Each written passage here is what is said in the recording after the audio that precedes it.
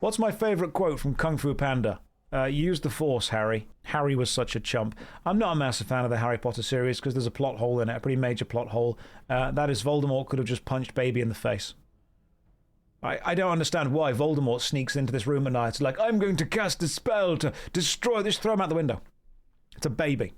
All right? That would have worked just as well. That would have achieved the same goal you needed to achieve. You brought magic into this. You made it way too complicated. That's the problem, right? Just yeet. Yeetus deletus. That would have worked way better than whatever you were trying to do. Like, you were literally fighting a child. Eagles Mount Doom. I find it difficult to take the big bad evil guy seriously if he struggles to kill a baby. Wasn't he under a protection spell? Yeah, I'm pretty sure that the protection spell can be defeated by gravity. Oh, you cannot harm this child with magical means. Just punch him in the face. It's a kid. Right? That was it. I'm sorry, but Harry Potter is just a guy that grew up to marry his high school sweetheart and become a policeman. Hey, we've got the Galgan's Firehammer. Blast a target of 80 to 112 damage. I don't need that. That sounds nice, though. If that's what you want to do, you go for it. If that's the life you want, have it. Even Apollo's angry. Yeah, he's just about... Yeah, just use a gun. Just like...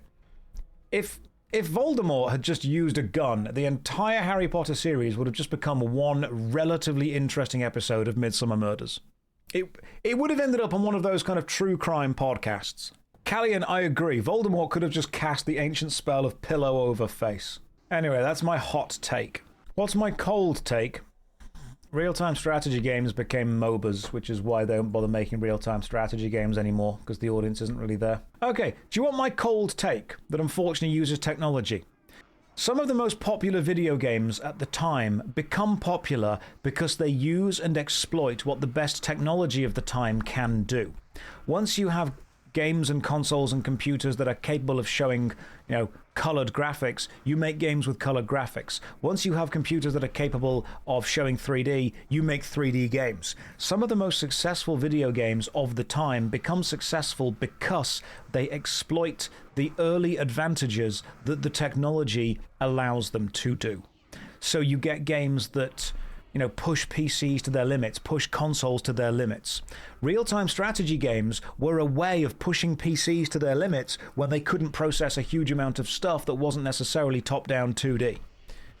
That's what it was about doing. Classic MMORPGs like World of Warcraft used tab targeting systems and not active action systems because they were a way of pushing what PCs could do at the time to their limits. Now, a PC can do far more than whatever is required to run a classic real-time strategy game, and because of that, people don't find it impressive. Video games often try to catch up with whatever technology allows them to do at the time, and if they are unable to do the thing that they want to be able to do, they work out how to do what they want to do within the limitations of the technology of the time. And so games that I really like real-time strategy games, were often super popular because they were playing into the maximum levels of the limitations of the time. If you were to release a real-time strategy game today and it were to be the same as the ones last time, would it be a popular game with the people that play real-time strategies? Yeah, absolutely. But would it push computers or consoles to do something they've never done before, or would it push them to their limits? Probably not. I also think that 2D Pokemon games are better than 3D Pokemon games because it was always about the style. I think certain Pokemon sprites work better in 2D than they work in 3D. I think the push to make everything 3D actually ruins several games. People think that every single Pokemon sprite needs to look as it does in 3D and have exactly the same styles. Certain values and sprites work better when they are 2D. And the reason for this is they were playing to the limitations of the time. Pokemon games nowadays do not push the consoles that they are on to the... People always say that Pokemon Red and Blue was super impressive because they managed to pack so much data into such a small cartridge, and I agree. That's one of the reasons it became so bloody popular. It was pushing the console to the limits at the time. Do we think that current Pokemon games are pushing the consoles to the limits of what they can possibly be? Are we ever pulling a Pokemon game now aside and going, oh my god, look at how absolutely incredibly impressive it was that they did this? No, we're not doing that anymore, because they're not doing things that are as impressive. Sometimes the super impressive games are the ones that push what is possible at the time so far that people at the time are forced to take notice of what that game is. And then in the future, we're talking about how bloody impressive the game was. We're still talking about how incredible it was that you can put so much data onto a Game Boy cartridge. Nobody's going to be looking back at the Pokemons on the Switch and thinking, oh my god, it was so incredibly impressive that they did this. No, it's not impressive anymore. They did it, but it's not impressive. That's my cold take. Roller Coaster Tycoon was super bloody impressive because they had to write a programming language just to make it work. Video games that go out of their way to do something that's not been done before or that won't be done for a while afterwards become iconic, become legendary. It was written in machine code. Oh, okay, classic one. I suppose that's my cold take. I like real-time strategy games, but I think real-time strategy games were popular when a brand new real-time strategy game was able to push what a PC or console could do at the time. Hopefully Dawn of War 4 is good. I would hope so. And Maslow says, you know, I'm finding more appreciation for how much skill talking and gaming require. Are you talking at the same time? Are you also streaming? I mean, fantastic if you are streaming as well. Congratulations. Hope it goes well for you, bro. I'm going to see if I can just AoE some stuff over there. You find it funny they skipped straight to Dawn of War 2 after Dawn of War 4. Dawn of War 3 I wasn't a big fan of. You're not really. Are you, like, talking to people at the same time? Warcraft 3 had insane RPG layers woven into real-time strategy games. Absolutely, it did. It really did, and it was a good game for it. That's why Warcraft 3 became so well-known and so liked. Don't forget the added difficulty of being entertaining while streaming and gaming. There's a good complexity to it. Can you guys think of any video games that became super-duper iconic because they did something that pushed the limits of the system at the time? Like, people talk about Sanity's Requiem. Silent Hill was a good example. Silent Hill couldn't do the graphical thing that it wanted to do, so it kind of lent into the limitation of not being able to render the entire town, and it became iconic. Doom really pushed what a first-person shooter could be. Portal was a good example of the whole 3D thing. Sometimes video games really push what they can be. Daggerfall was able to push it in just a physical world-size thing. Metal Gear Solid was able to push it in a political narrative idea. I would say the Xbox 360 was also able to do a hell of a lot of stuff. The PlayStation 2 brought some incredible stuff to it. I mean, as much as I disliked the bouncer, the fact that it was one of the first games to come out for the system to really show what the graphics could be, incredible. Now, not every single game needs to push the limits technically. Sometimes it can push them narratively. I would say that Expedition 33 has definitely done that. Metal Gear Solid did that for a long time. There is an old story. I believe it's Morrowind or Oblivion on the Xbox. You guys can check this. I think it's Morrowind. The original Xbox. On the original Xbox, you can buy Morrowind. Morrowind is a relatively big game, and the original Xbox did not have a lot of RAM.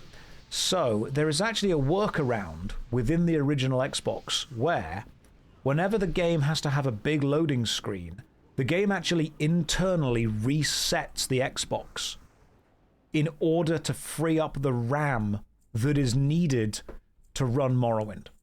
They restarted the console hidden by a loading screen because they needed more RAM. That's incredible. That's absolutely incredible. The fact they were able to work out how to do that, genius. I mean, we may laugh at Todd Howard now, but he did have some interesting ideas at some point. Do I like Skyrim? Morrowind is a good RPG and a bad action game. Oblivion is an okay RPG and an okay action game. Skyrim is a good action game and a bad RPG. That's the best way to look at it. If you take the sliders of action game and RPG, RPG is slid maximum with Morrowind and minimum into action. Oblivion is balancing them both in the middle. And Skyrim is sliding it all the way into action with less into the RPG. What about Daggerfall? Daggerfall is just a tech demo of what PCs can do. So the answer to do I like Skyrim? I think it's a fine action game, but I think it's simplified the RPG mechanics of what RPGs can do, and it's become so bloody popular that people that play Skyrim to experience an RPG don't understand that they're playing an action game with RPG elements, which is fine. I'm not going to sit here and be some kind of RPG purist. You can play action games with RPG elements, but I think that unfortunately it just seems sometimes weak at the time. I think the very moment that I realized that I didn't enjoy Skyrim as much as Morrowind was when I went to go and equip a pair of boots in Skyrim, and it put both boots on me. And the reason I disliked that was in Morrowind, you equip a different boot on each foot. And I liked that. I thought that was cool. That meant that finding, left boot and right boot was part of the adventure. But immediately equipping both boots in one go made me think, oh, this isn't actually a boot I'm equipping, this is just foot armor. And that took my attention away, because in Skyrim, correct me if I'm wrong, you've got head armor, body armor, leg armor, gloves, and boots. Whereas in Morrowind, you had helmet, left pauldron, right pauldron, chest, left wrist, left glove, right glove, left leg, left shoe, right shoe, and cape. I think you had capes, which is incredible. Skyrim is helmet, body, gloves, and boots. 4. There are 4 armor slots in Skyrim. That, to me, I find that boring. I find Skyrim having 4 armor slots boring. Sorry, I just do. And I realise now that one of the reasons they were doing that was to simplify it so it appeals to more players, which is totally fine. Skyrim is a game that appeals to a lot of people because it has mechanics that a lot of people can engage with and understand, and that is fun for a lot of people. But what it has unfortunately done, I think, for the Elder Scrolls is moved it away from being a slightly deeper, slightly more crazy RPG toward an armor game. I think it's done that thing that I talk about with The Legend of Zelda, Breath of the Wild. It has found a formula that appeals to so many people that it now can no longer step away from that formula. Sometimes video games and franchises start by exploring a formula, and the exploration and the craziness and the zaniness is exactly what makes them appeal to that hardcore kind of player base. And then as they become more famous and more popular, they need to increase the player base they appeal to. And the best way to do that is to make it more casual friendly, which is, fine. That's okay. Casual gaming is big. Casual gaming is massive. Mobile games make more money than every single console and PC added together. Casual is here to stay. The problem is that at some point, I just don't like the fact that franchises that I've enjoyed for their complexity and for their uniqueness have become streamlined into casual-friendly games. I don't think that there is anything wrong with appealing to a casual audience. I just don't like it when games that I've got invested to, because they were complex, starts appealing to casual audiences. Because it means that in order to get the complexity that I want, I've got to play the older version of the game, and that kind of means that it's going to stagnate after a while. I guess that's my hot take. Have I heard about Lantern of the Laughless Saint? Yes, I have. I've watched their trailer, and I thought their trailer was fantastic. I haven't played any games that those guys have made, but it looks good. I love the fact that they said everyone's making a Souls-like, we're making a Scrolls-like. Excellent. Absolutely fantastic. Nobody talks about the player-to-spend ratio on mobile games outside the boardroom generally. Gumi, do you mean the fact that there are not that many players that spend a lot of money, but the ones that do spend an absolute ton? No investor is going to look at a pitch that appeals to less people. Absolutely. Absolutely. I mean, games are businesses. We forget this, but they are. Games are businesses. And so, at some point, the games are going to need to appeal to a wider variety of people. Sometimes you end up with a bit of an irony, though. The reason the games became successful was precisely because they appealed to a specific demographic. And by changing to appeal to a larger demographic, they actually lose the people they originally appealed to. Can you guys think of an example of a game that became successful because it appealed to a niche, and then because of investors and because of being a business, it decided it had to appeal to a bigger niche, and in doing so lost its original fan base? I think Dragon Age is probably the example most people will go to. I mean, World of Warcraft retail could be an example of it. Do you think Magic the Gathering has done that? I think Assassin's Creed has definitely done that. Assassin's Creed was a stealth game. It was a relatively historically accurate stealth game using elements of fantastical magic and mystery in ways that were never fully explained. Then it just became a game about any time period in time ever where the Templars fought the Assassins. God of War was another one where they changed it for it. Do you think the Elder Scrolls has done by moving away? I would say the Elder Scrolls definitely has. The issue that we have is line must go up. So there's a button in Tekken 8. I think it's Tekken 8. And don't get me wrong, I like Tekken 8. I think it's good fun. But there is a button in Tekken 8 that does like a super powerful, amazing, ultra cool combo attack. And provided that you... Because when you take damage, you build up this combo bar. And when you are at the top of the combo bar, you can just press one button and do a crazy powerful combo. The Rage Art, that's the one. Now, I didn't know this, but there is a setting in the kind of the button menu where you just press and it automatically does the Rage Art.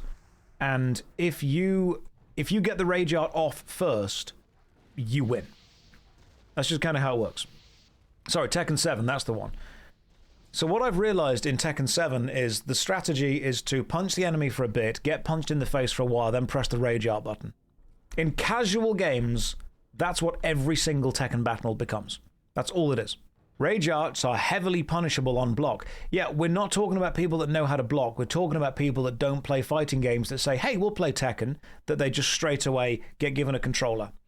Kill, Tekken is shit. No, it's not. It's a game that is absolutely fine. You might not like it, but think slightly deeper on stuff that you're, critiquing and objectifying. Be smarter than just saying something is shit.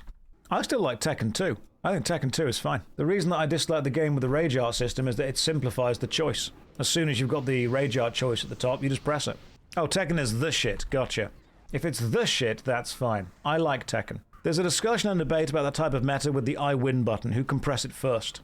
About the early access for newcomers and casuals. There is always an objectively correct choice to make in tactical games.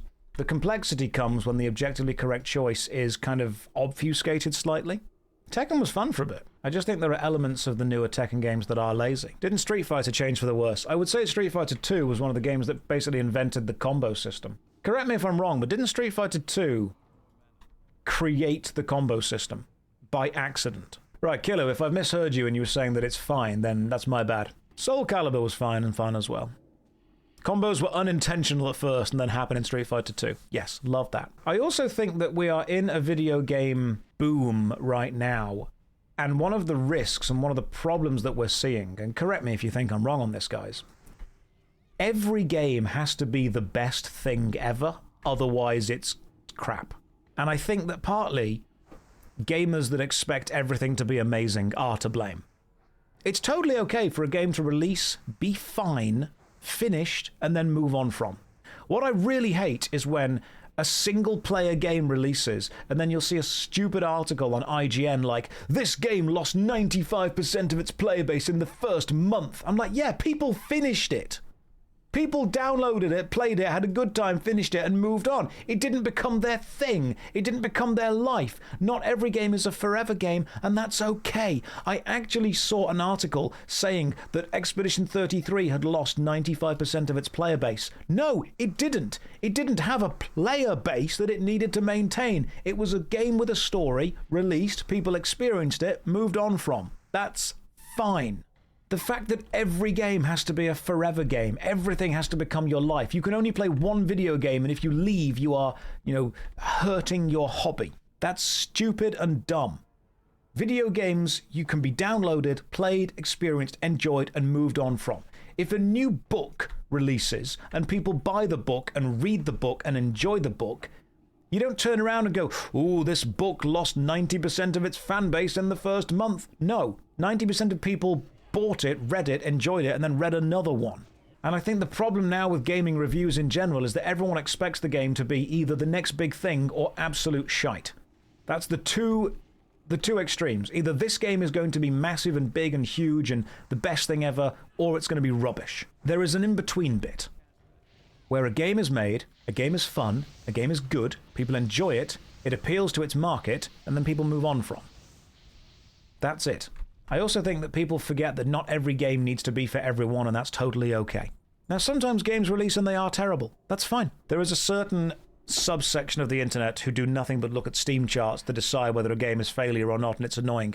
You know what's incredible to me is The people that look at Steam charts and say, oh, I'm not going to play that because it's failed, it's lost its player base, are normally exactly the same people that like to say that they aren't sheep. They don't follow the crowd. They're lone wolves. They make their own decision. They're independent. They're free thinkers, all right? You can't advertise to them. You can't convince them.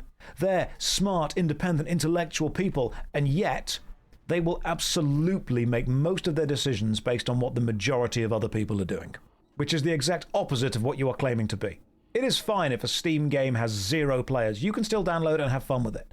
If you cannot download a game and have fun with a game, a single player solo player game, unless other people are also having fun with it, then you are incapable of making your own decisions. People say this game is dead if it doesn't have 1 million players. Unless you're going to interact with all 1 million, it doesn't even matter. The amount of time I've heard people say, oh, dead game, it hasn't got 1 million players.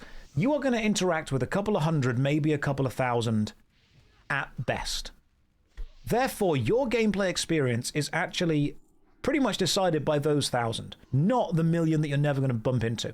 Now, there is, of course, an argument to be made that if a game that requires lots of players doesn't have lots of players, then it might shut down, and you don't want to waste your time investing in a game that itself might shut down. But at what point is it investing into a game, and at what point is it just playing it? You can play a game that you know might one day shut down. It sucks, but it might one day do that. Now, the Stop Killing Games initiative is about trying to get an end-of-life plan up so people don't need to worry too much about that. But I still think we also need to make decisions based on the idea that not every choice we ever make is going to be the choice that we make for our entire lives. Sometimes it's okay to make a choice because you want to enjoy it for the next week or two. You want to enjoy it for the next month or two. You want to enjoy it for the next year. Sometimes it's okay to make a choice with no guarantee that it's going to be the choice that lasts. Nobody likes doing that, but it's okay to do it. If you are only choosing to get involved in entertainment that you think is going to be around for your entire life, are you bothered about the entertainment, or are you bothered about the community connected to the entertainment? Because that's what it is. If you need a guarantee that the thing you're getting involved with is going to survive, you're trying to treat the time you're spending now as if it's going to have value in 15 to 20 years' time. The time that you spend has value now because it creates the memories you're going to have in the future. Sometimes it might last, sometimes it might not. It will suck if it does, it will suck if it doesn't. The idea of investing in a game is crazy. I think you guys need to understand something. Stuff sucks when it ends.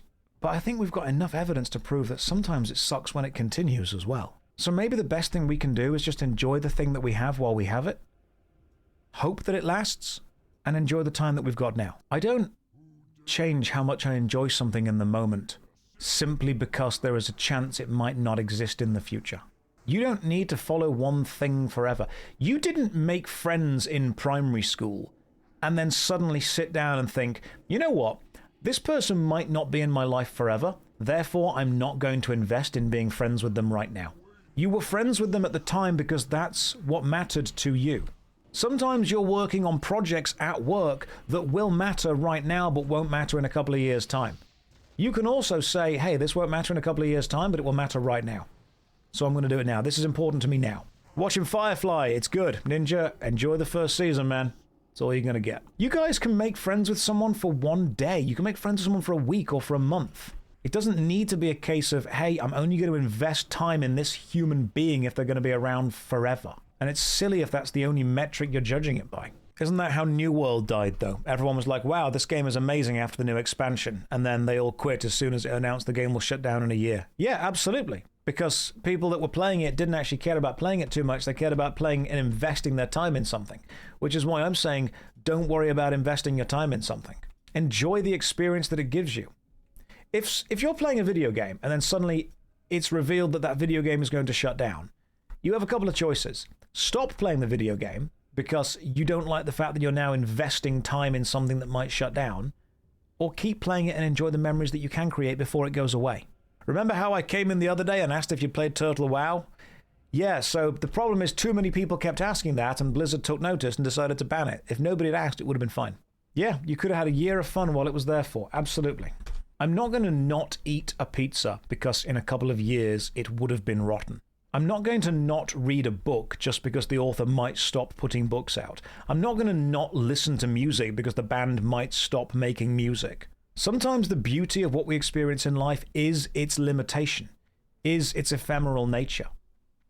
My granddad had an Amiga PC, and there are games that I played on the Amiga that I desperately wish I could play again. The thing is, I cannot remember what they are called. For the life of me, I do not know what those games are. I've tried to find them. I've gone through so many full Amiga libraries of trying to find out what the game is, but at some point, I just have to say to myself, you know what? It exists in my memory now. Maybe in the future, I'll discover what it is. Maybe if there is whatever kind of an afterlife, the first question I'll ask is like, hey, what was that game I played on the Amiga? Video games don't work like books, hence the Stop Killing Games movement. I mean, yes, I understand that. Two things can be true at the same time. It is true that I would like video games to have an end-of-life plan so people can experience more art. It is also true that I don't want people to deny themselves art because that art at some point might no longer exist. I want art to last as long as it can. I also want people to be able to confidently experience art and enjoy the beauty of the temporal nature of it, even if it doesn't continue. Both those things can be true. I'm not going to not look at an artist's paintings just because they've stopped painting. Do I know a night game on the Amiga which was brutal and had many different objectives? Habanero, was it a first-person game where you explored a castle? And it was a click-and-move game, and the game started, and you were in kind of a field looking at a castle. Are you going to stop reading my comments if I stop commenting? Yes. Not wanting to enjoy art because it's going to disappear and not be experienced again, that would suck. Stop Killing Games would not need to exist if people own their games like before. Yes, we're getting caught up in two different things that I feel passionately about both of them. I want people to be able to experience their own video games and have them for as long as possible, but also, at the same time, I want people to be able to confidently experience art while enjoying and embracing the temporal nature of human life. This was a fighting game with a map and a dragon appeared which one-shot you. In that case, I don't remember. Sorry, man. Unless it was Ghouls and Goblins.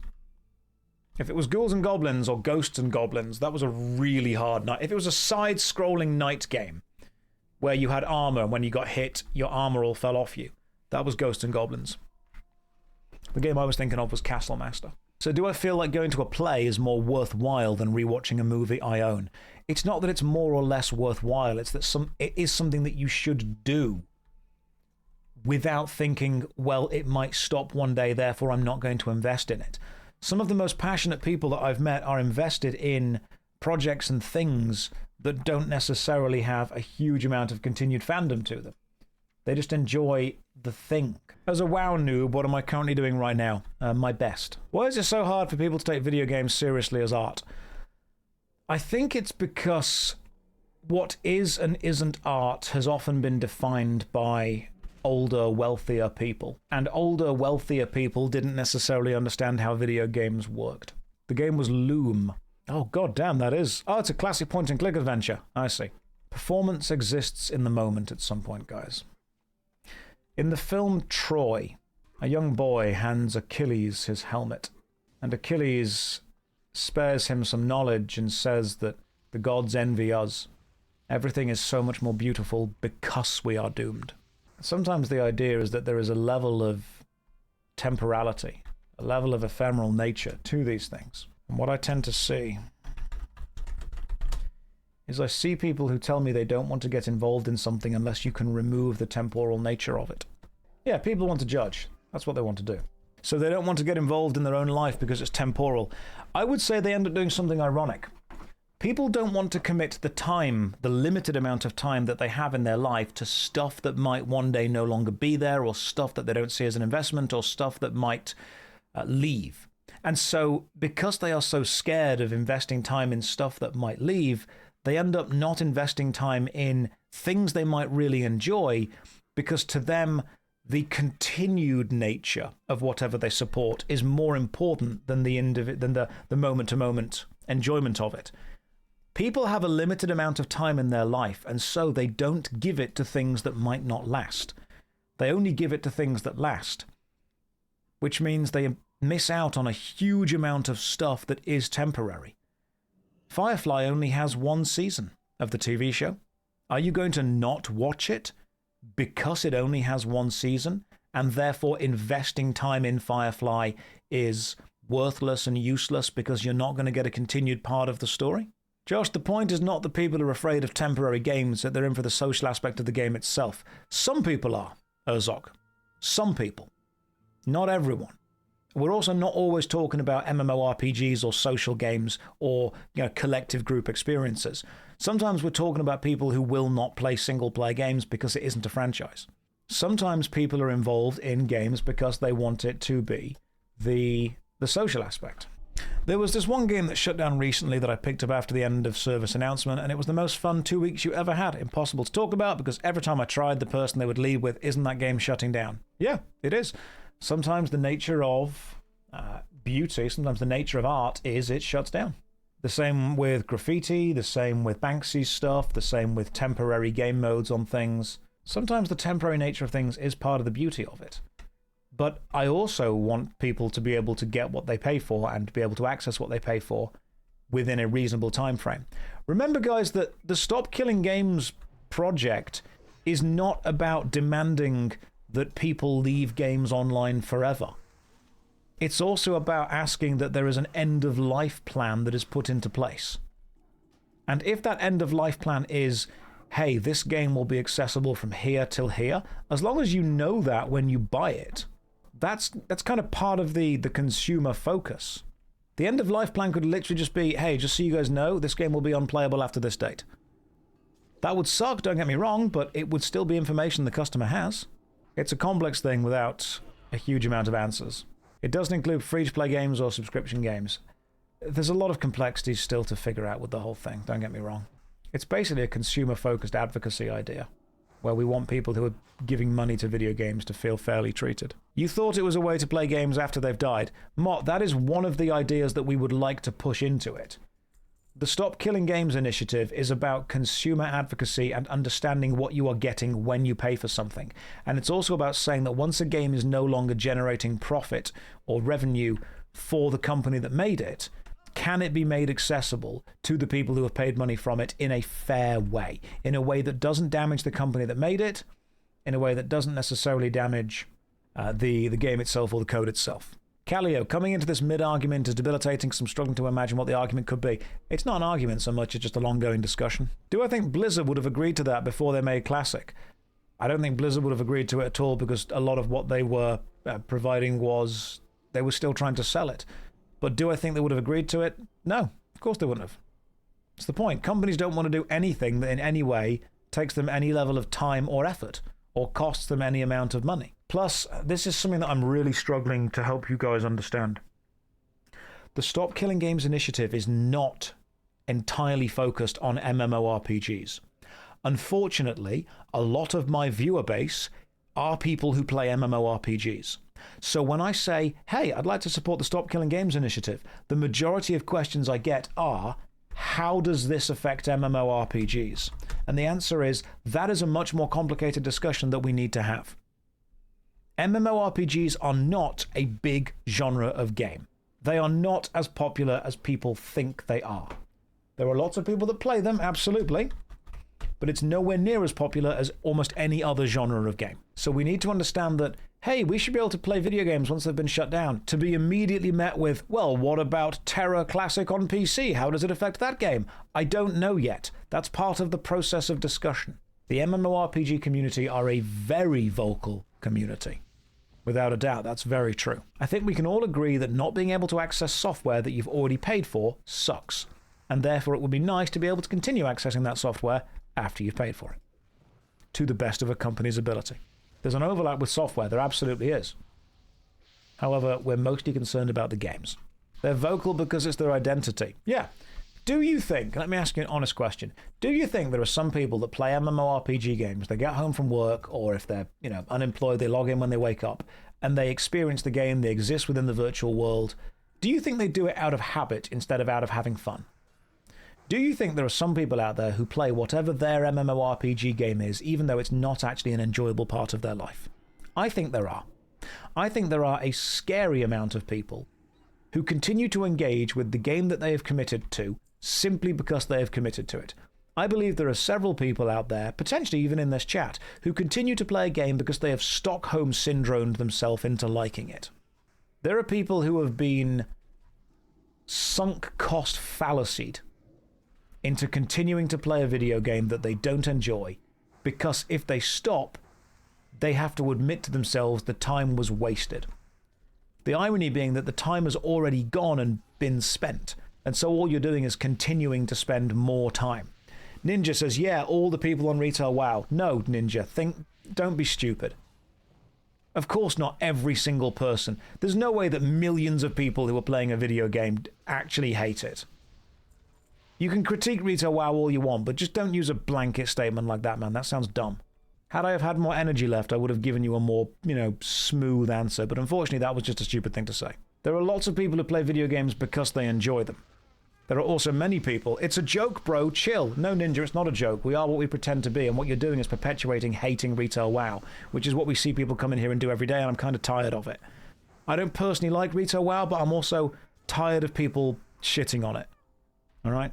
Making a joke by saying the entire player base of a game are only playing their game because they are psychologically manipulated into liking it is silly. I can like whatever MMORPG I want, but I'm not going to perpetuate the hate of another. MMORPGs are a small genre with a relatively small community. Continuing to divide those communities is not a thing we should do. You played every single day, one of the more famous ones. The closest you got to enjoying was Guild Wars 2. Guild Wars 2 is good, man. Guild Wars 2 is a great game. Diablo Immortal. I don't like Diablo Immortal. I don't think it is a... I don't think it's a good example of how you can monetize a game, but if someone turns around and says to me, I have a genuinely good time playing Diablo Immortal, cool, fine, enjoy it. I'm glad you enjoy it. There are many people who play games because they enjoy them, but I think there are people who continue to log into them because at one point they enjoyed them. I think there's a level of people who do play the game because they remember enjoying it. And it's that memory of enjoyment that people are clinging to. It's Twitch chat, bro. It's not that serious. Ninja, nothing is ever serious until it is, man. People always say things in joke, and then someone that doesn't realize they're joking gets offended at it, and someone else that thinks they're joking kind of goes with it and perpetuates. Right. It's not that serious. What I'm saying to you is, don't make a joke at the expense of an entire player base by making them feel stupid. This group is really good, by the way, in game right now. Really impressed with the amount of stuff these guys are able to do. You'd struggle to imagine someone who's genuinely enjoying Diablo Immortal and not just being a gambling addict. I wouldn't. I think the gameplay itself is fine. The gameplay of Diablo Immortal is fun. That's the thing. Sometimes when we were younger, we just enjoyed things for the surface level thing that it was. And then what happens is we get older and we start to see behind the curtain. We start to see how the sausage is made. We start to understand the systems that we're engaging with. Sometimes when people always say, oh, I wish I could go back to when I was younger and things were simpler. Things weren't simpler, you just didn't see behind the curtain. The complexity's always been there. Okay, I just joined. I kind of feel like I've heard this talk. Looks like people just type the same thing all the time. Comparing two clips on Says. Said, I mean, potentially, this is going to be like a 7 to 8 hour stream where we just talk about stuff that people want to talk about. I'm sure some of it will get clipped. I was going to ask if John Blizzard is in the room with you. No. No, I'm not sponsored by Blizzard. I've worked with the Pinterest project, which itself was done through a third-party agency that, of course, is working with Blizzard and Pinterest, but that was just for the World of Warcraft Midnight, not for anything else. And that contract is done and over. I mean, when we were younger, we simply had far fewer worries. We understood less of it. I'm happy that Classic WoW exists. I'm happy that Retail WoW exists. I'm happy that things that aren't for me exist. That's a way of looking at it. What's the secret of being so patient? Did I learn that while being a teacher? Yes. Yeah, watching my gran interact with young kids was super useful. She was a childminder, so watching her. Certain things exist can ruin the industry like microtransactions. Yeah, they absolutely can. And they started with, I believe, MapleStory, and then we went back to kind of Pachinko in Japan, and then it kind of pushed into the horse armor in Oblivion, which I think was, while horse armor wasn't necessarily the first, horse armor was, I think, the thing that brought it to the mainstream. So those things can absolutely affect and exist. But what I don't want to do, this is the really important thing, we can critique systems without critiquing people. And we can dislike how certain systems or how certain games have shaped and changed the industry without demonizing the players that enjoy those games. Because otherwise what we end up doing is dividing the player base amongst itself. Critique systems, not the players that enjoy those systems. That's why I know that you can say it's just a joke, bro, but that's why I push back against jokes that make the players the butt of the joke. Like, we can all have a joke about stuff, and we'll joke about, I mean, I've done it as well. I've joked about Eve players being crazy focused on that game. And most people have come back and they know it's in good nature, they know it's in a good joke, and they've gone like, oh yeah, we do play like that. That's totally fine. But I don't want it to feel like we are just shitting on a player base of a game for liking the game because we don't like what that game has become. Also, critiquing systems that you are involved with does not become a critique of you. I have spoken to other Twitch streamers about things that I don't like that Twitch does, and they've thought that I've been critiquing them personally. You need to be able to detach yourself from being connected to that system. Otherwise, it becomes dangerous to critique. I'm glad there are games out there that appeal to people that aren't me. I'm glad there are games out there that I'll never play. That's totally fine. I think sometimes those games hit on a bit of a gold mine that ends up changing how the entire industry works. And I think it's a shame that we can critique those, we have to critique those systems as saying, hey, this game has changed how the gaming landscape has gone. You know what, Sunbro? Dark Souls is actually a good example of that. I think Dark Souls became that game where everything tried to then be a Souls-like after that. Yeah, critiquing retail is not critiquing the player base. I don't particularly like a lot of the design choices retail has made. Some of the design choices I think are fantastic. I like the fact that recently they put out a graphical update where you can change where your weapons are sheathed on you. You can have them on the side, you can have them on the back, you can have one on the back and one on the side. That's super cool. That's a little update that some people are going to like. I don't particularly care about it. But you know what? I like it because other people are going to like it and it's not going to affect me. That's a cool little update that is, you know, fine for what it is. I think transmogs is cool. I believe that transmogs do have a system, do have a place within games. As long as they're immersive transmogs and not just, you know, overwhelming the aesthetics of the game. And this is what I think is difficult about critiquing video games. MMORPGs specifically are games that are designed to be played for a long time, and they're designed to be online for a long time. Which means the hardcore player base of any MMORPG is spending a long time playing it.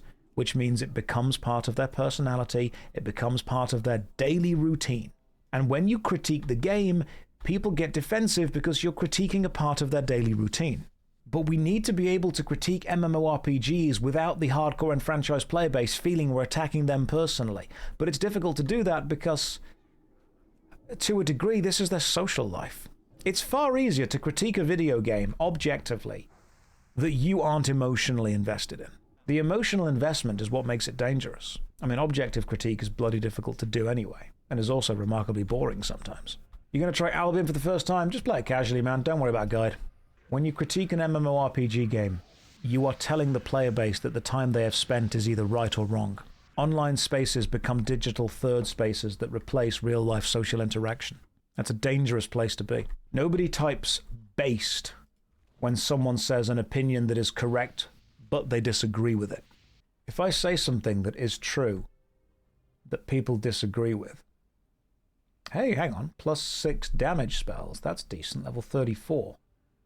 Stamina, intellect, +6 damage spells, hell yeah, I'll equip that if I get them. I'm sure I would have found a lot more success critiquing MMORPGs if I just said every MMO is amazing and fantastic and the player base are lovely, beautiful people. Unfortunately, that would have also destroyed my integrity as a reviewer. Which means that sometimes I have to take a game that I really personally like and say, hey, this is actually quite crap. I can like it, but it can be crap at the same time. Otherwise, everything becomes a 7 out of 10, and what's the point of reviewing anything? The algorithm absolutely rewards negativity. You turn around and say everything sucks. However, what you don't want to do, this is very important, you don't want to say everything sucks if you end up without a viewer base. What you want to do in order to maximize the negativity is find a viewer base or find a demographic of people that specifically hate something and then say the thing that they hate sucks. So what you don't want to do is turn around and say, hey, every MMORPG game sucks. Because if you do that, you alienate every single player of every single MMORPG. But what you don't do is generate an audience of people that don't like MMORPG games because most people are indifferent to them and more people just don't know what they are at all. So you don't build a fan base or a viewer base by saying, hey, this genre sucks. You can build a fan base or a viewer base by saying Star Wars sucks, because you'll get people that used to like old Star Wars that say everything now is bad. It is possible to create an entire audience by simply pandering to people who don't like how things are and validating their feelings. You don't create an audience by saying World of Warcraft sucks, because believe it or not, the amount of people that actively put energy into hating World of Warcraft is not that many people. If you want to create a fandom through negativity, you need to find a large enough group of people who actively dislike something and will actively engage in the dislike of it. Because no one hates World of Warcraft more than people who love World of Warcraft. So which is better, this or Albion? Equine, they're different video games. When being negative, be specific. You hate this because of this. What's the closest game to WoW I've played? Probably WoW. I think WoW is remarkably similar to itself. But if you need to know a game that is remarkably similar, I would say Runes of Magic, because it's basically a copy of it. Although Runes of Magic does have a system that WoW doesn't have that I really like, where you can have 3 classes at once, and you get the primary skills of one class, the secondary skills of another, and the tertiary skills of a third, which allow you to create really, really interesting characters. So you could be a rogue mage priest and have access to the rogue's primary damaging abilities, the mage's crowd control, and the priest's tertiary offline healing, which is decent. I like that a lot. It's a shame that that system wasn't used in more. EverQuest Legends will be doing that. In fact, EverQuest Legends, which is, I think, the name that they're going to give the new EverQuest progression server, is going to allow you to choose up to 3 classes on your character. And you're going to be able to level all 3 separately, and you're able to have access to all 3 skills from all 3 things that you level. So it's going to be super solo friendly. So if you want to be a warrior, necromancer, thief, you can be. Which I think is something that's really nice and will really push build variety. Problems with systems is that all gets boiled down to a few playstyles at the end game, and you're a loser if you don't pick one of those archetypes. Not really. You're a loser according to who? People that want to meta min-max the game? Do you really care about the opinion of people who make an entire video game, their entire personality? At the same time, or switch classes? I think you can do it at the same time. If you are playing an online adventure game, there will be an objectively correct choice for what does the most damage in any given situation. There will be a correct choice for what has the best defense in any given situation. If you are a loser for not picking them, according to who? The people that want to play 100% efficiently? If you don't want to min-max, find a group of people who don't want to min-max and just play with them. I don't think you're a loser for playing the game however you want to play it. I did the death thing, on purpose, yeah. So when you say that it will come down to a couple of builds, I think it's also at some point on the game designers to add more situations where more builds are relevant.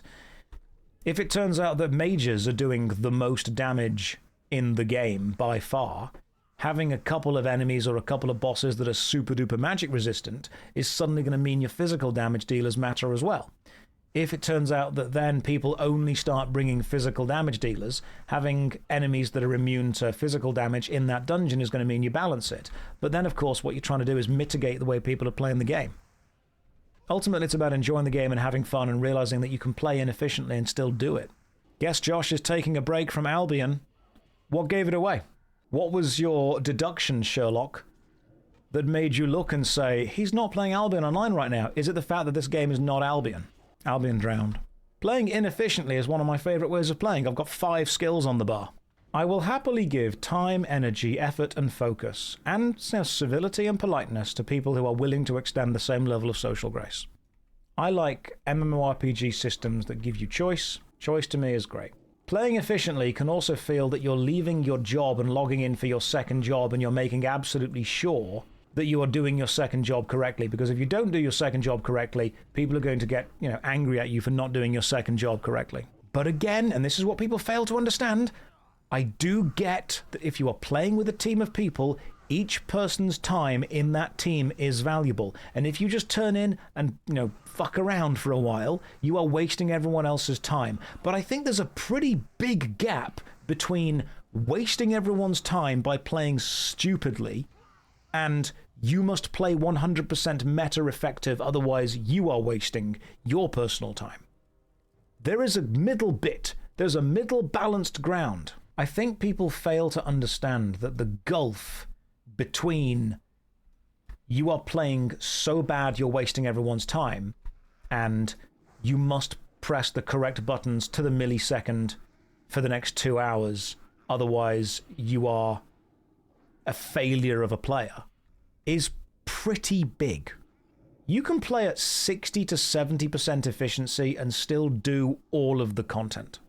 It'll take you a bit longer and you might need to, die a couple of times, but you'll do it. You can play 100% perfectly and still fail. You can play completely inefficiently and succeed. People will pick up the slack. Thank you. So I have a limited amount of brain power, a remarkably limited amount of brain power. And if I dedicate all of that brain power to being good at the game that I'm playing, I am ignoring the chat. And if I focus entirely on the chat, I am ignoring the game.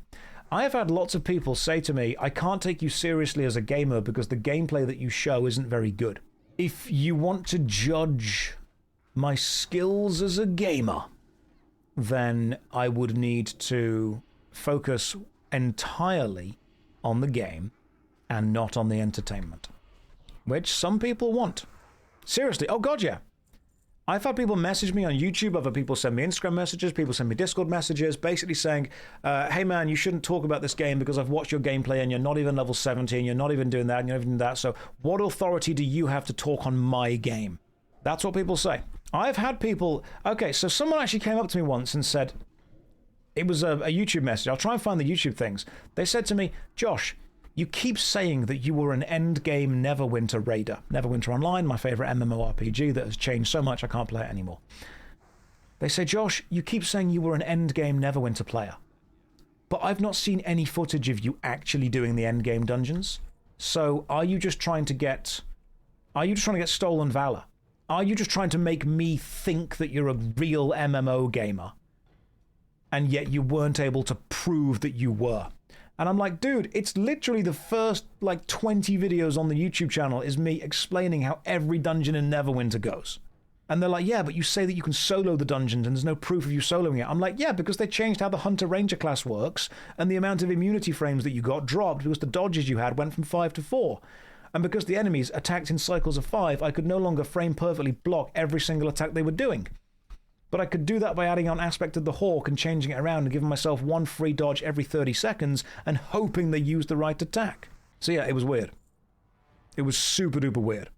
People want to check that I am as good as I say I am. I'm like, dude, I could literally explain to you where all of the iframes were in one class. That's quite a lot of understanding of that class. The Ranger was different back then. You're making me hearing this. Who DMs someone? Yeah. Some people have messaged me saying you shouldn't talk about MMORPGs unless you have an endgame character in all of them. Think of the irony of that. If you're only allowed to talk about an MMORPG if you've effectively seen all of the content it has to offer, then you are getting your opinion from someone, or you're getting your information from someone whose opinion is going to be formulated by the fact that they like the game enough to stick around and finish it. Iframes in Neverwinter were invincibility frames. They were a couple of frames of movement that your character was immune to all damage from. And the Hunter Ranger class used to have several. If you pressed shift, you would do a slight dodge in a direction, and that shift was an immunity frame. And so there were bosses that you could actually dodge into in order to avoid the damage they were doing. Yeah, it introduces the survivorship bias to all the reviews, because you're either getting the review from somebody who bloody loves the game, or you're getting a review from someone who's burnt out of it and is going to air all of their dirty laundry and tell you how much they hate it. Which is why whenever you look at Steam reviews for MMORPGs, you'll get something that says like 5,000 hours played, and then the person says, honestly can't recommend it. I'm like, do you ever think maybe you've just finished the game? Do you think the fact that the game got 5,000 hours out of you might be either a sign that the game is enjoyable enough, or a sign that you have become hopelessly addicted to the game? You're in a kind of damned if you do, damned if you don't position when working in any relationship to MMORPGs. Because if you don't play enough of the game, the hardcore players will tell you that you haven't played enough of the game to judge it. And if you do play enough of the game to judge it, the hardcore players will tell you, well, you played that much of the game, you must like it. And if you play even more of the game, you'll get the hardcore players telling you, well, clearly you must see how it sucks because there's nothing better to do. No matter where you are, the hardcore player base will tell you what your opinion should be. Because in order to get to a point where you can formulate an opinion, they will tell you that you've only reached that point because your opinion must already be this. It's not so much moving the goalpost as changing the game entirely.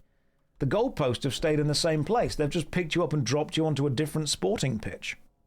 Barry, will you play retail? I don't know. When I try to critically analyze something, I try to compare it to its peers at the time. I try to find out what it does well, what it does weak. I try to work out why decisions have been made, what the choices are. I mean, I think World of Warcraft's tab targeting system was a holdover from the fact that internet speeds were not fast enough at the time to truly facilitate action combat. People want a split-second, frame-perfect action combat. The internet at the time and the PCs this were being played on would not allow that kind of accuracy from clients to server to client over thousands of clients all at the same time. So when people say, oh, I hate tab target combat was an answer to a problem. It was an answer to a data speed problem. It was an answer to a PC power problem. And because of that, they made it work. I don't mind tab target systems. I don't mind action combat systems as long as it's able to work. And when I say that, people go, nah, it's tab target, it sucks. Okay, cool. You don't like tab target, that's fine. But it was an answer to a problem at the time. I think tab target has a great deal of benefit to it, especially when it comes to MMORPGs. And this is, when people make jokes at the expense of a player base, that's when you make the player base feel a bit shit. I don't like that. Tab target is still a relevant solution. Hey, turn-based combat is a solution to make sure something isn't as, graphically demanding as it needs to be. But I do have, like I have said, I have had people message me effectively saying that I need to stop making videos because they cannot trust that I have the level of prestige needed to correctly and fairly review their game. And I think that's very sad, because I think they feel threatened.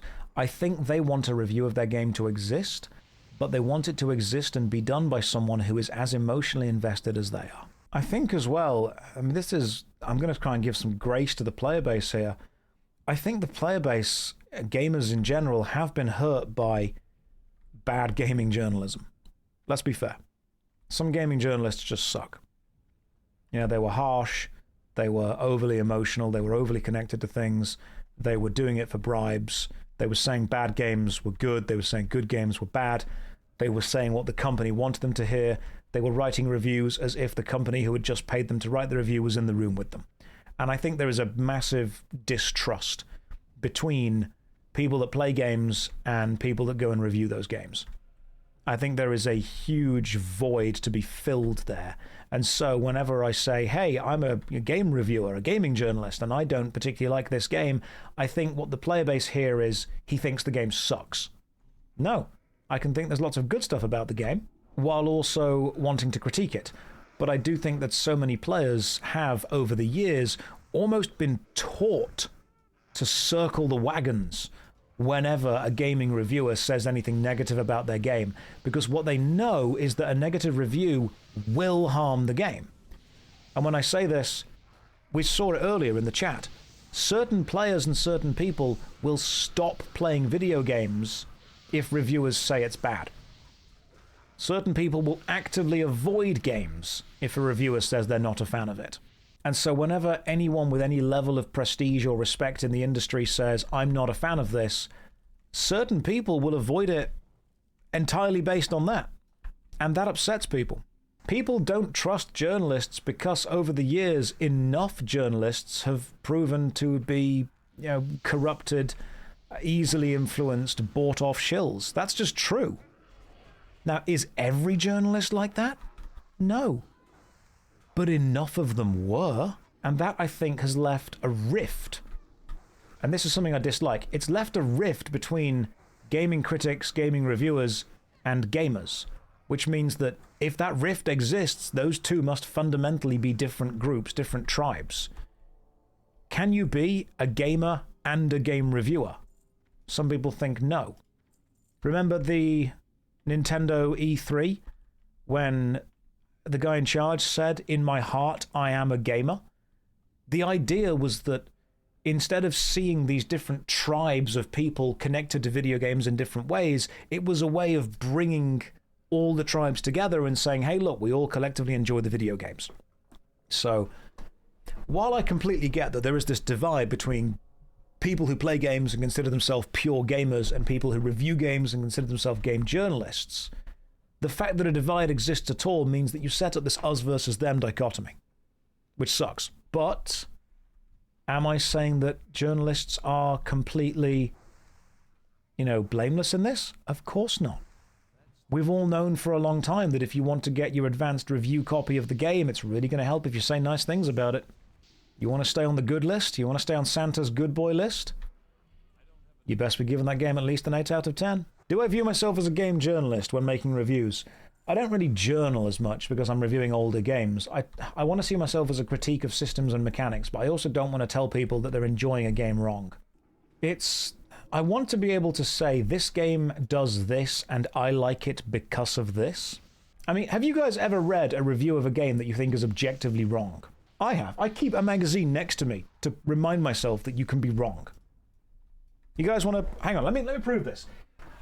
I don't necessarily think that I'm the best game journalist or the best game critic in the world, but I keep something next to me on a shelf to remind me that I'm not the worst. This is Play magazine. This is Play magazine from, it's issue number 100, which means it was released on, if I can find a date somewhere. I cannot see a date on this anywhere, but 2003. There we go. This came out in 2003. You want to know why? It's Devil May Cry 2. Read our verdict of Capcom's gun-crazy masterpiece. Okay, so apparently Devil May Cry 2 is a masterpiece. I'm going to say that as an objectively wrong review. And you can't say that things are, objectively wrong, but that one is. That's straight up, that's not true. This is an incorrect piece of information. You are giving people... Let me see if I can find it. I'll be with you guys in a second. It's not a big magazine. You guys played Devil May Cry 2? If you haven't played Devil May Cry 2, don't do anything other than that. Spend some time just scream into the void. There we go. That's probably the one. Devil May Cry 2 is there. It's basically, it says it's an incredible, amazing, fantastic, perfect game, and it's the best action shooter they've ever played. Wrong. You're wrong. You enjoyed that wrong. You are objectively incorrect with that. Now, if you want to say you like it because of this, okay, there's probably an argument to be made there somewhere. If it's the best game you played, then I assume it's the only game you played, and I don't think that necessarily qualifies you to be writing a game review in a printed journal. Is Devil May Cry 2 the one that you played the same game again in the second half? You played as Lucia. You played as Dante in the first half if you wanted to, and then you played as Lucia in the second half if for some reason you hadn't given up. How was it so bad? It wasn't meant to be a Devil May Cry game. It was meant to be a different game entirely, and then when Devil May Cry 1 did absolutely incredibly well, unexpectedly, they had to very quickly retroactively change a game that was halfway through development into a Devil May Cry game. So they lost the Gothic foundation, they changed it for a city, they lost the Lovecraftian monsters, changed it for a man who was selling his soul to a demon in order to become a businessman. That's genuinely the plot. And then they set it inside a massive, boring, dull, grey stone city that you just traveled between. What did you miss with the second one? Nothing. If you've played Devil May Cry, if you play the second one, your experience of the first actively gets worse.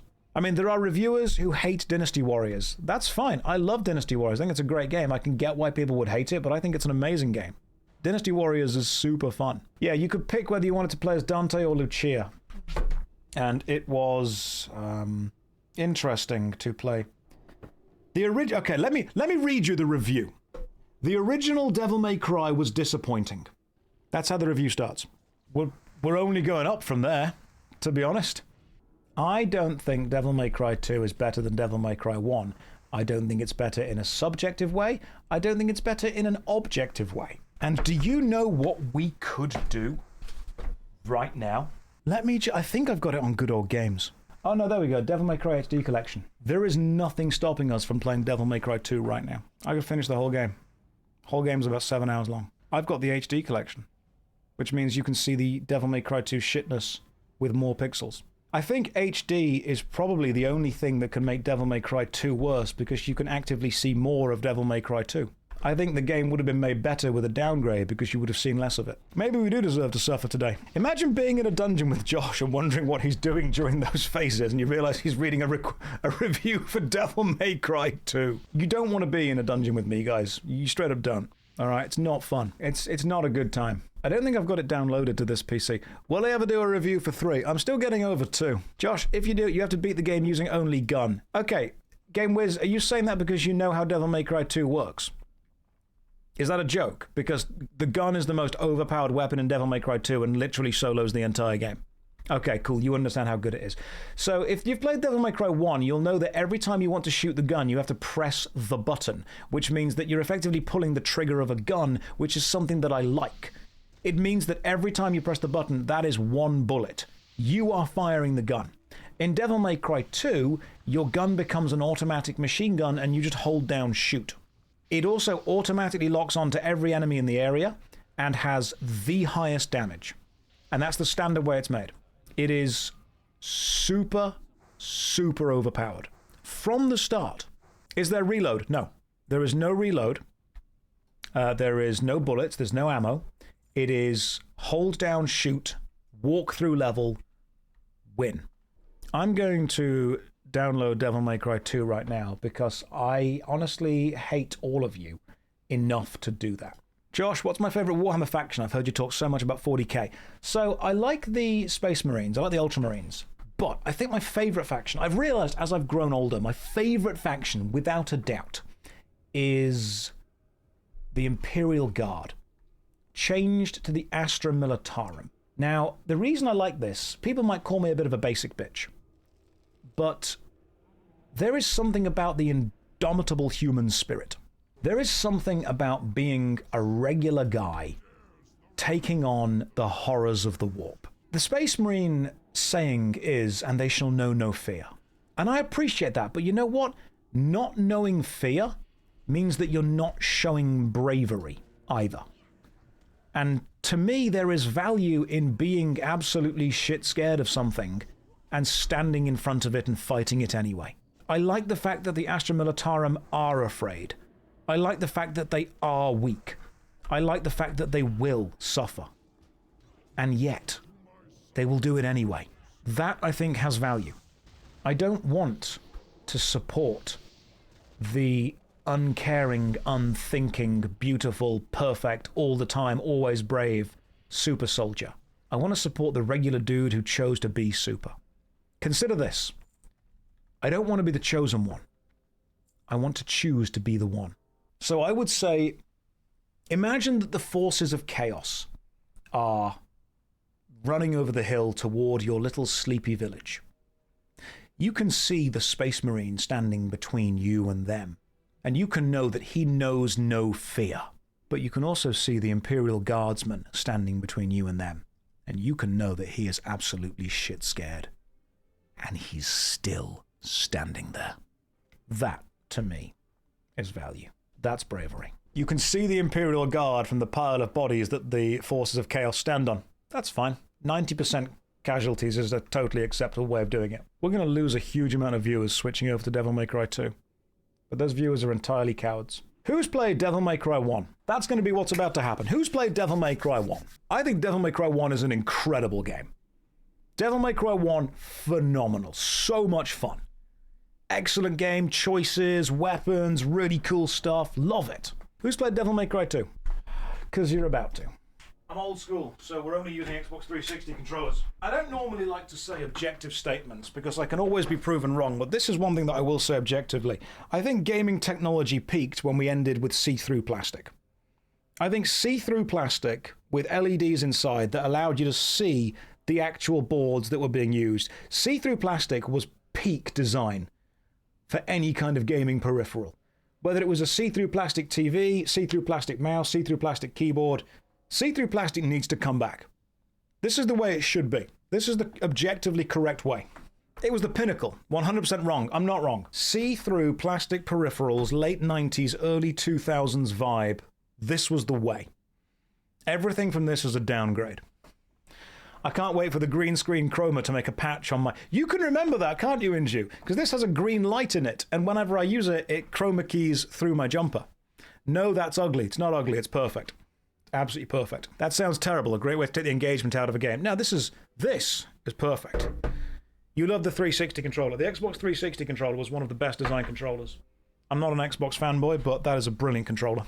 Just missing the LEDs for peak controller. It's not missing them, mate. They're in here. It's not plugged in yet.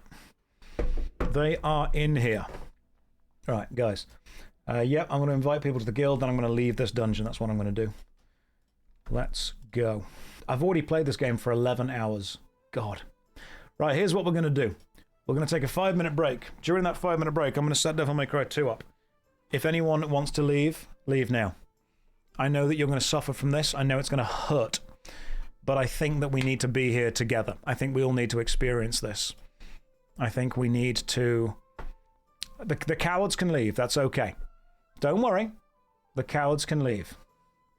What I am going to do is change around the stream info of this. I won't leave, but I'll go AFK. Go AFK for like 6 hours. You'll need to. Let me just sort this out. Okay, hang on. I like how in order to find Devil May Cry 2, you need to scroll on the Devil May Cry thing. There we go. It's HD. Devil May Cry 2, the HD version. See if I can find it properly. There we go. Okay, let me update this. Let me change things around for you. We've updated the stream info. What's going on? I had stream on mute for a second. We're about to play Peak. Devil May Cry 2. Listen, right. If I'm having a bad day, everyone's having a bad day. We're playing Devil May Cry 2. I'm going to be real with you guys. Doing this is going to lose a huge amount of Twitch viewers. And you know what? I don't care. Because this is no longer about the view count. This is no longer about the metrics. This is now about proving a point. It's Sunday. I have agency. I can do whatever I want. And if I want to ruin all of our days, I'll do that. Now, you can choose to leave. I'll judge you. If you do, I'll straight up judge you. Not going to lie. But you can choose to leave. Right. So, Devil May Cry 1, absolutely incredible game, fantastic. Devil May Cry 3, absolute peak of gaming. Devil May Cry 2, basically the gaming equivalent of the middle person in the human centipede. The thing we hope we could all forget and honestly shouldn't exist. An affront to God and gaming. Who has played Devil May Cry 1? Devil May Cry 1, where you play as Dante, the son of the legendary Dark Knight Sparda, who rebelled against the demons of hell because they saw that the human world was worth saving. And then they fought back against the Dark Lord Mundus. And then Mundus was being resummoned in Malay Island. What if I told you none of that matters anymore? Right, just so you're all aware, Devil May Cry 2 is considered the Devil May Cry 2 of video games. So don't expect too much here. You might be thinking, but Josh, what's going on? Who was that? What's the plot? Shut up. You're already thinking more about this game than they did when they made it. Let me just reduce the camera size so you can enjoy even more of the Devil May Crying. That's jump. You have double jump as standard. You can jump off walls as well. Okay, cool. Square is shoot. If you hold square, that happens. Press circle, you dive roll. Press triangle, you do a combo with a sword. Okay, cool. What else we got? R1. R1 gets ready to do a special attack, or special guns if we need it. R2 does nothing, L1, L2 does nothing as well. Right, so we've got dive, double jump, guns in the air, double jump, sword, slash. Okay, cool, let's go. What's the plot? Doesn't matter, shut up. Red orbs. A crystal with condensed demon blood used to gain power. Cool, we spend those to upgrade our stuff. Can we jump up here? No. Can we go in here? Yes. Camera angle does that weird Resident Evil thing. We're jumping up and over. This is going great so far. You guys having a good time? I'm having a good time. You enjoying the textures? They've gone for the pack of brown. We're about to get some enemies. Now, Let me just remind you of something that might be important. Can you jump off and die? No. Do you guys remember the pacing from Devil May Cry 1? The pacing I loved. If you haven't played Devil May Cry 1, let me paint you a picture. The first time you even see an enemy, you've already jumped all the way through Malay Island and the mansion. You see one of the marionettes hanging up on the side, and the camera zooms in on it, and you walk up to it, and you grab an item from it, but it doesn't do anything. And then you explore the mansion, then you go back through the original room, and then it throws that knife at you, and the camera zooms back out. You actually see the enemy before you see the enemy, and then the enemy gets involved. So the very first enemy type you see is the marionette, and you actually get exposed to it before you get to fight it.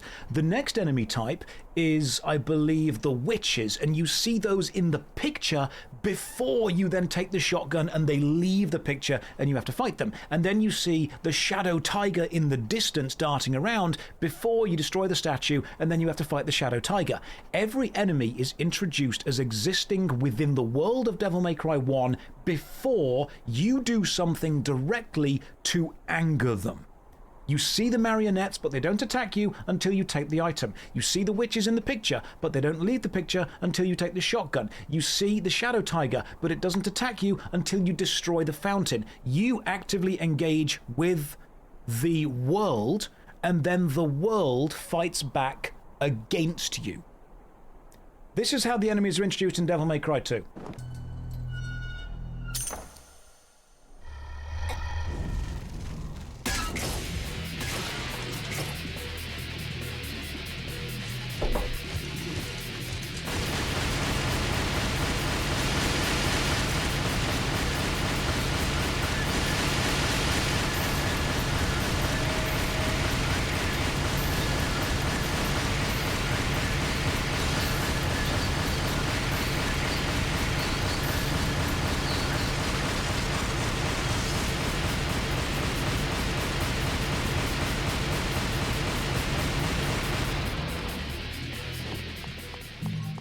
Did we all have fun?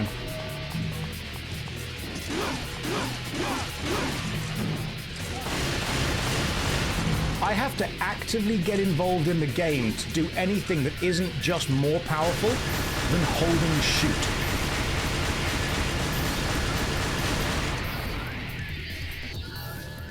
I'm going to turn this down slightly because now you kind of get what's going on. Okay, so my favorite attack is if you hold R1, pull backwards and press triangle, you do a sweep up. If you hold forwards, you do a stab. Do you remember in Devil May Cry 1 you had to unlock the Stinger special attack, the stab, by buying it? Here we go. Oh, the camera's doing a weird Dutch angle thing. Love it. Let's jump up and grab you. Perfect. Right, we can equip one of 3 amulets. We can equip one of 4 swords that we've only got one of so far. And we can equip one of multiple guns that we will literally never ever need to change. You having fun? Are you guys ready for the boss? Oh, another enemy type. So in Devil May Cry 1, we got 2 enemy types relatively, far apart from each other. Now we get 2 enemy types straight away. Now you'll notice that we are locked onto them even though we can't see them. Now they'll hit me and do some damage, but what if I would just hold shoot? Let's just see what would happen.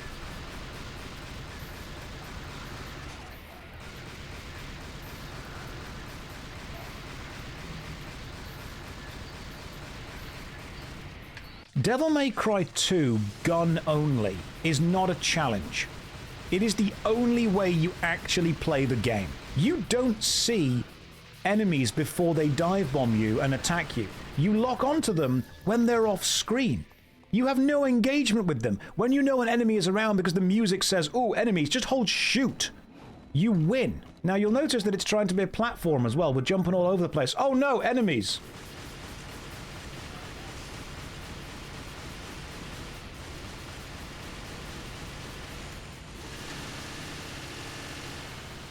Oh yeah, I forgot to mention, when you use Devil Trigger, you turn into a guy and your guns turn into electric machine guns from your hands. Should have mentioned that earlier, sorry about that. Basically, Devil Trigger mode in this one doesn't give you any specific melee moves that you need to care about. What it does is it turns you into an electrical machine gun. And you can also turn it on and off, as and when you need to, because, that's fun. Is this a fan game? The first time I played this, it felt like a fan game. Absolute gameplay. I feel that you guys could probably make a better game than this. I'm going to be honest, I could probably just frisbee a CD into a microwave and cook it on medium rare for a bit, and I would end up with something more fun than this. Gold orb, a crystal generated by immortals with the power of resurrection. Unfortunately, that means if you die, you come back to life. Okay, now, what's just happened in the game is a red barrier has appeared that we need to kill enemies to get past. Now, just consider this. In Devil May Cry 1, red barriers appeared over doors, and they were the spirits and the souls of the evil within Malay Island, controlled by Mundus, that was attempting to stop you getting further into the island. And by killing the enemies, or by spending enough red orbs, which are themselves congealed souls of the damned, you could shatter the barrier, which means there was a narrative connection between destroying the barrier and getting further into the game. In Devil May Cry 2, red barriers appear across streets because they do. I'm going to start engaging with the combat system, because if I don't, there's no reason to even have it. Now, you'll notice that you also get points, A, B, C, D, and then S for super.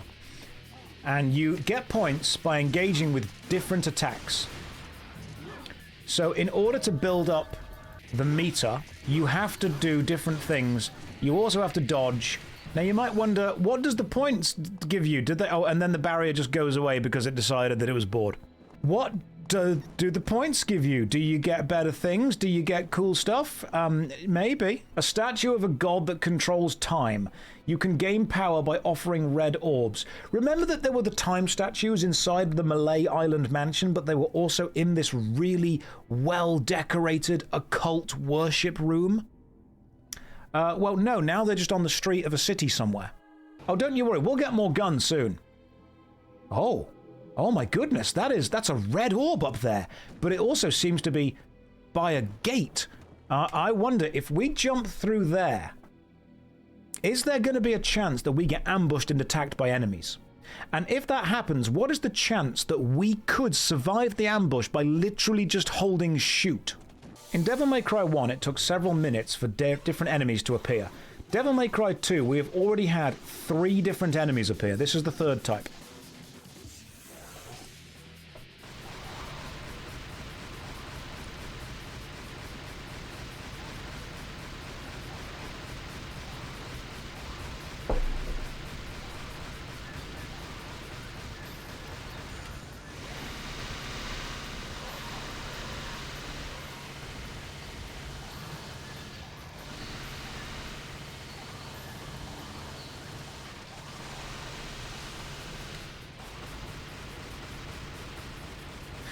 Am I having fun?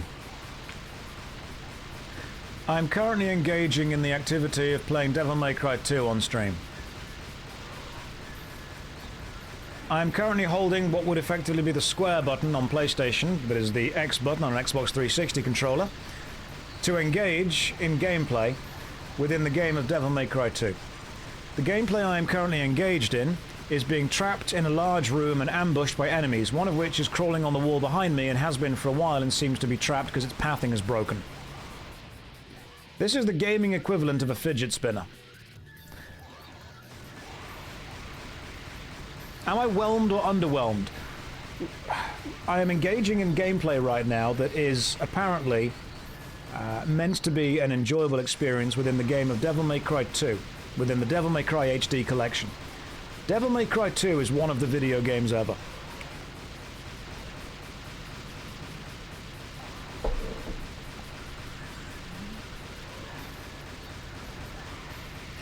Now, some of you might be thinking, how is he so good at holding the square button on what would be a PlayStation controller but is currently an Xbox controller?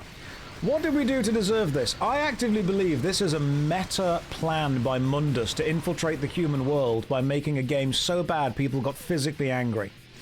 After standing completely still and holding the shoot button down for a while, I think I might actually need to move simply because there are enemies trapped behind walls and their pathing has broken. Could you, if you wanted, play in a different way? I could press triangle to use my sword. I could even press circle to do a dodge roll. The question is, why would I do that when every single combat encounter in the entire game is mitigated by holding shoot? We have found the key. A key to unlock an iron-barred door. A key for what? A key for a door we've already seen? No. You have used the key.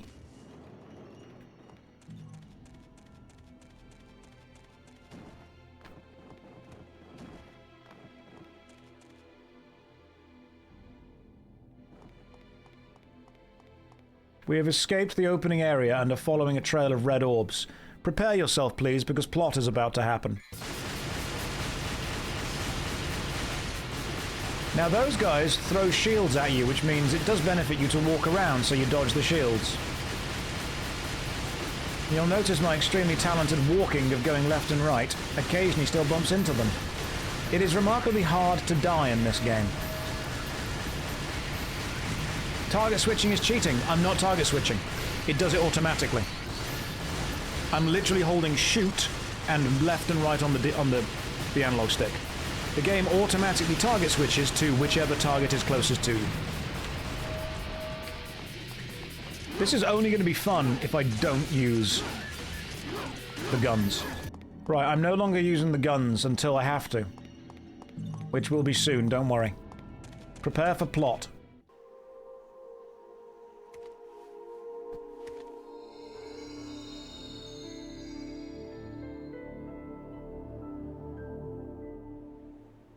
Plot happened.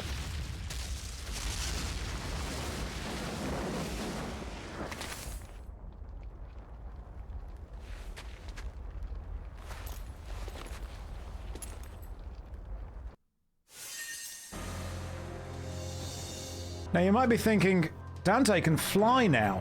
No. No, he can't. His abilities are inconsistent. Are you ready for mission 2?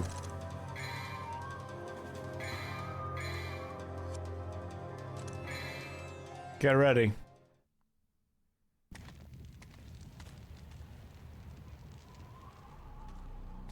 Where's Mathieu? Mathieu? Mathieu? Good grief. They really made a big mess, didn't they? Oh yeah, it's French, by the way. It sure took him a while to find this place. Oh, you have arrived, son of Sparta.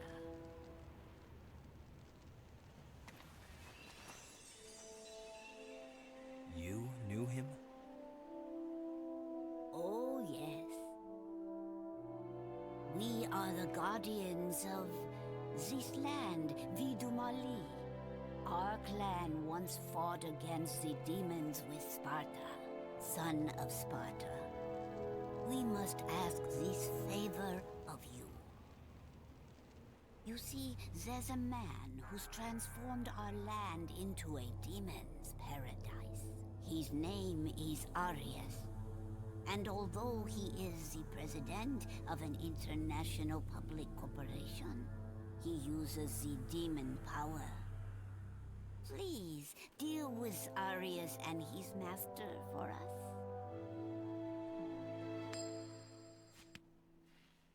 Looks like it's your lucky day.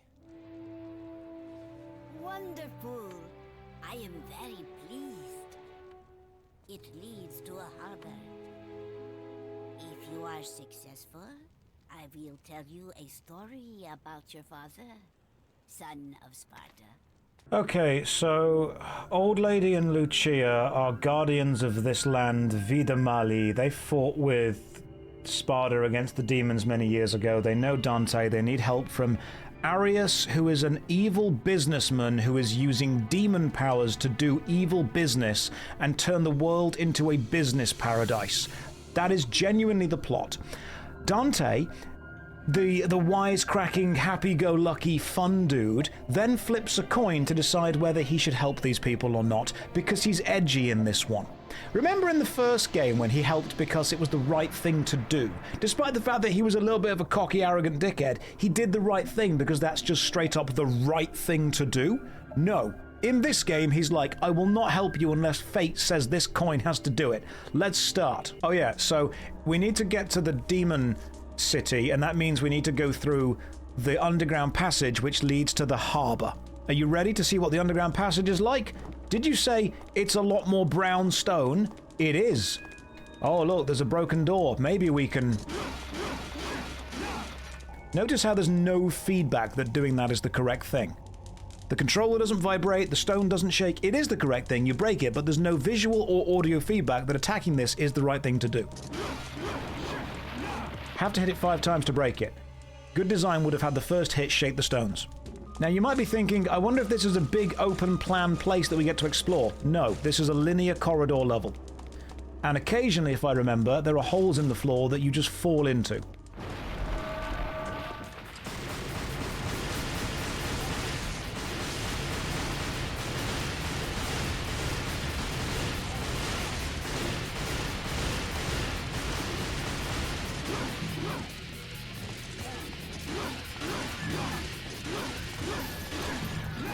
Why are there holes in the floor that you fall into?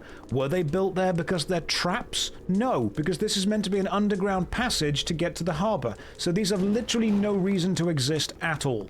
This is a game designed by someone who has never played a game, who simply said, games have pits that you fall into. Then you break the wall, which means the other wall slides across. Maybe a switch? No, we don't get a switch. Oh yeah, you can't melee the bats, so just hold shoot.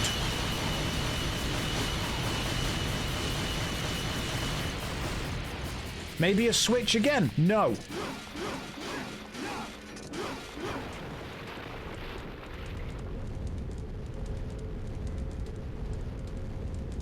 What is this place?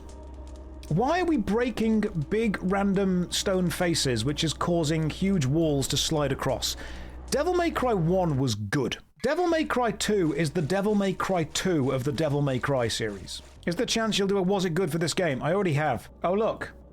There are 8 lights.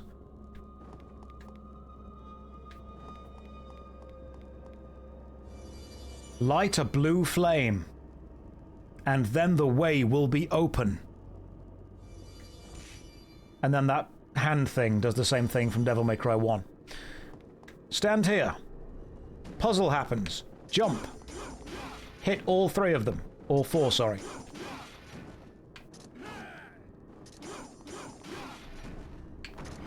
It's too slow.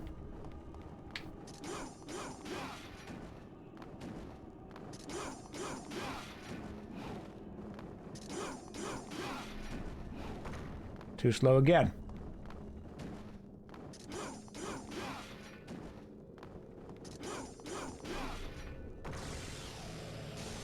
Okay, you don't actually need to be fast, you just need to hit 8 circles at some point.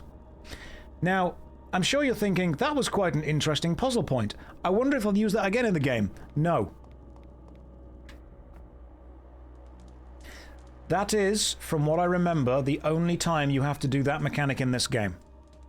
There is a similar mechanic in the graveyard later where you have to hit 4 spheres, but they're over in the corners. Now you might also be thinking, what are those spheres? Are they containers of magical energy? Are they containers of essence? Are they like the shields in Malay Island from Devil May Cry 1 that you have to hit repeatedly in order to fill up with power to activate certain things because you're using devil energy as electricity? The answer is, doesn't matter.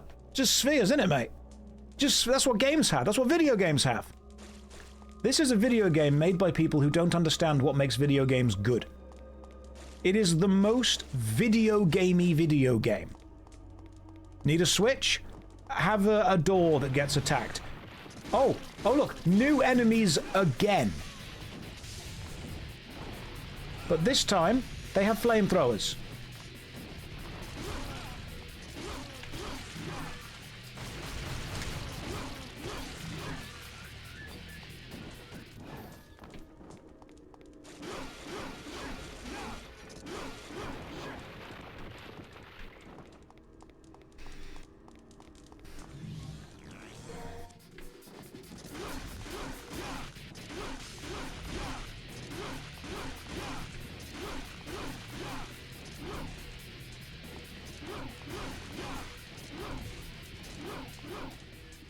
What a fun fight.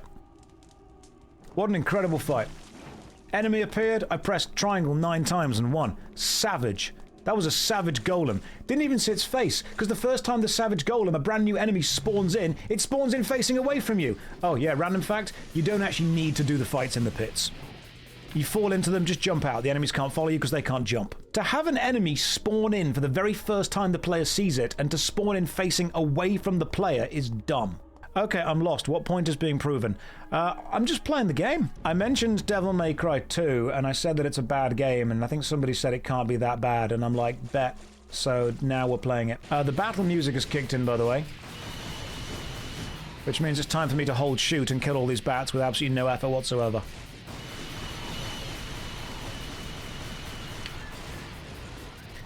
Wait, this is Twitch, guys. We're just playing video games. We're just playing video games. We're having a good time. You having a good time? I'm having a good time. This is audience punishment, right? If I'm having a bad day, you're all having a bad day. Am I okay? I'm definitely enjoying showing you the variation of this game. Do I know what game this was originally going to be? I don't know, but it was going to be a different game. Oh, there we go. I love the bit in Devil May Cry when Dante got his gun out and then he gunned all over everyone. Okay, here's a random thing that you're going to find super annoying. If you are locked onto an enemy and you will attack toward that enemy. Which means even if I'm running toward this door to attack it and holding the analog stick toward the door, when I press triangle to swing my sword, I will instantly turn around and swing it toward the enemy.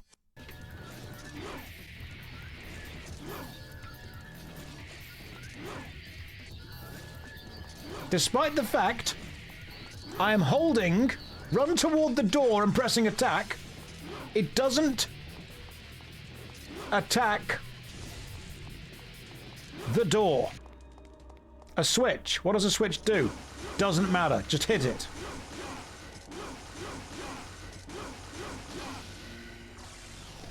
Oh good, the magical switch has broken the seal on the door. Why? How does it narratively connect? What mechanically does that, do? How does any of this matter? Shut up. This is definitely a classic game. Oh good, there's more enemies.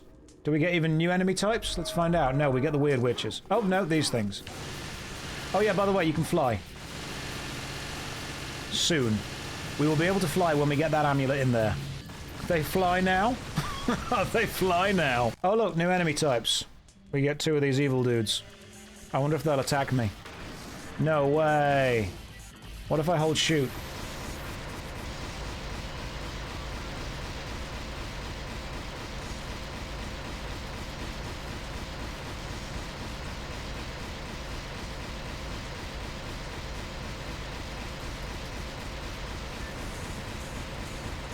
You may have noticed that both the enemy attacks from the air missed me, despite the fact that I am literally standing still.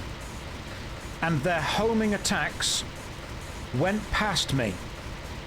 I have stood still and just held down shoot.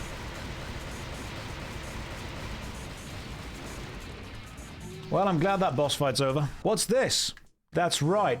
It's the special magical amulet that allows you to fly and shoot lightning as a demon. Why was it hiding underground in a tunnel that we find by going through a village with an old French woman in it? I don't know. Why does any of this do any of it? It's Devil May Cry 2, shut up. This is potentially the only part of the game that I like in any way. You have just given the player an ability. Therefore, it makes sense to make the player use the ability. Stand on these green things to gain your devil power back. Activate devil trigger. Jump. Press A to fly. You can also shoot guns from hand. Mission done.